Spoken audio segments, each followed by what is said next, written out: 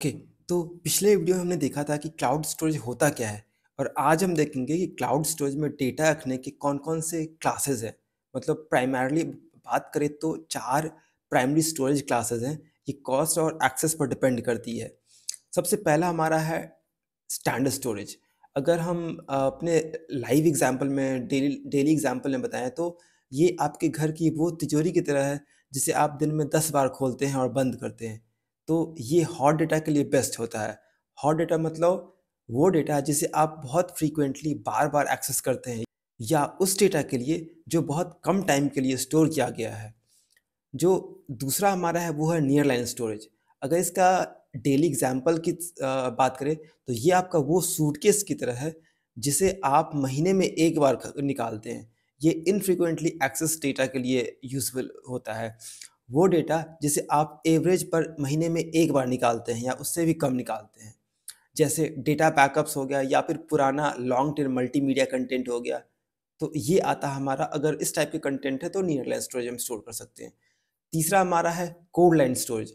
तो ये cold line storage ये आपका वो स्टोरेज बॉक्स की तरह है जो आप दिवाली की तरह सफाई सफाई के लिए सिर्फ खोलते हैं। ये भी लो कॉस्ट का ऑप्शन है लेकिन नियर लाइन से भी सस्ता है और उस डेटा के लिए यूज़ होता है जिसे 90 दिन में मतलब 3 महीने में 1 बार निकालते हैं या फिर उससे भी कम बार। और जो हमारा फाइनल आता है वो हमारा आता है आर्काइव स्टोरेज। तो ये एग्ज़ाम्पल आपके पुराने घर के लिए घर के स्टोर रूम में है, जो सामान तो है, जिसे आप शायद सालों में 1 बार ही ज़रूरत पड़ता है। ये सबसे सस्ता स्टोरेज ऑप्शन है, आइडियल तो है, बट डेटा आर्काइविंग और ऑनलाइन बैकअप और डिज़ास्टर रिकवरी के लिए ये प्राइमरली यूज़ होता है। ये उस डेटा के लिए है, जिसे आप साल में 1 बार या उससे भी कम एक्सेस करते हैं। तो इसमें डेटा एक्सेस करने की कॉस्ट सबसे ज़्यादा होता है। और हाँ, 365 दिन की का जो मिनिमम ड्यूरेशन होता है, तो मतलब डेटा रखा गया है तो साल भर का पैसा देना पड़ेगा। अगर हम बात करते हैं कॉमन फीचर्स की, जो कि सारे ही क्लासेस में है, तो भले ही ये क्लासेस डिफरेंट हो, लेकिन कुछ चीज़ें सब में ही कॉमन होते हैं। जैसे हमारा अनलिमिटेड स्टोरेज की बात करते हैं, तो यहाँ कोई मिनिमम ऑब्जेक्ट की साइज़ की रिक्वायरमेंट नहीं होता है। दूसरी बात करें वर्ल्ड वाइड एक्सेसिबिलिटी की, तो ये बिल्कुल लो लेटेंसी और हाई ड्यूरेबिलिटी का होता है।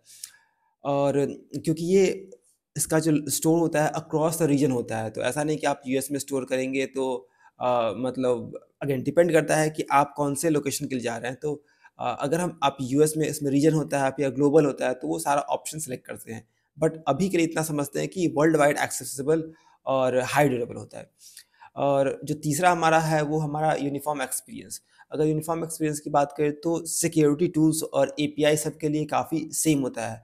और जो हमारा आखिरी है जियो रिडंडेंसी। अगर आप मल्टी रीजन में स्टोर करते हैं तो आपको इसका बेनिफिट मिल सकता है।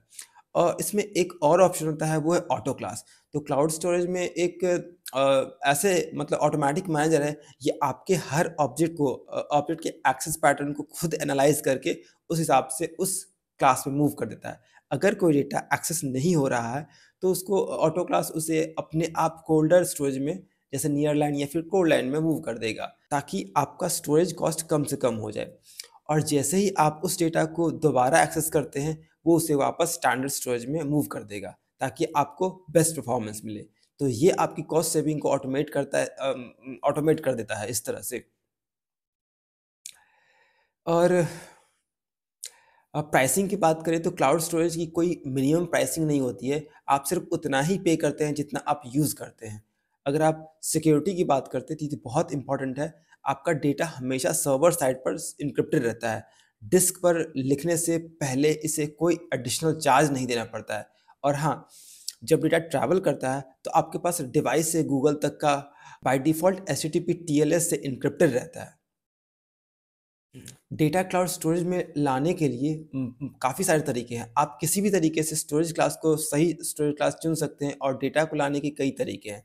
जैसे हम बात करते हैं ऑनलाइन ट्रांसफ़र, तो जी क्लाउड कमांड के थ्रू जो हम डेटा है या फिर गूगल क्लाउड एसडीके के थ्रू हम डेटा मूव कर सकते हैं सिंपल ड्रैग एंड ड्रॉप से। जो अगर हम लार्ज डेटा की बात करते हैं, हम पेटाबाइट स्टोरेज की बात करते हैं, तो उस केस में क्या कर सकते हैं? तो उस टाइप में क्या ड्रैग एंड ड्रॉप करना तो काफ़ी टाइम कंज्यूमिंग हो जाएगा, ऊपर से स्टोर कॉपी होने में, अपलोड होने में काफ़ी टाइम लग जाएगा। तो इसके लिए ऑप्शंस होते हैं स्टोरेज ट्रांसफ़र, सर्विस और ट्रांसफ़र अप्लायंस। तो अगर हम स्टोरेज ट्रांसफ़र सर्विस की बात करते हैं, तो ये large amount of data online import करने के लिए होता है। जैसे किसी दूसरे क्लाउड प्रोवाइडर से या फिर किसी दूसरे आप एचटीटीपीएस एंड पॉइंट से अपने क्लाउड पे, गूगल क्लाउड पे लाना हो तो। ओके, तो लास्ट है हमारा है ट्रांसफ़र अप्लायंस। ये एक physical high capacity storage server होता है, जिसे आप गूगल से लीज़ पर ले सकते हैं। अगर हम बात करें तो आप एक बॉक्स ऑर्डर करते हैं, अगर हम सिंपल लैंग्वेज में समझें तो आप ये एक बॉक्स ऑर्डर करते हैं, उसे अपने नेटवर्क से कनेक्ट करते हैं और उसमें अपना सारा डेटा लोड कर देते हैं और एक अप्लायंस पर 1 पेटाबाइट तक का डिपेंड करता है क्या-क्या है, और फिर उस बॉक्स को वापस गूगल को शिप कर देते हैं। तो गूगल वाले उसे क्लाउड स्टोरेज में अपलोड कर देते हैं। तो इस तरह से काफ़ी चीज़ें आसान हो जाती है, अगर आपके पास बहुत बड़ा चंक ऑफ डेटा है तो।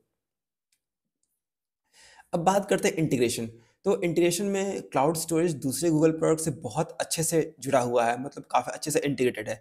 अगर आप बात करें बिगक्वेरी की बात करते हैं या फिर क्लाउड सीक्वल की बात करते हैं, टेबल्स की बात करते हैं, इम्पोर्ट एक्सपोर्ट की बात करते हैं, तो ये सब आप अच्छे से कर सकते हैं। उसके अलावा आप ऐप इंजन में लॉग्स को स्टोर कर सकते हैं या फिर कंप्यूटर इंजन के स्टार्टअप स्क्रिप्ट में या फिर इमेजेस में भी स्टोर कर सकते हैं।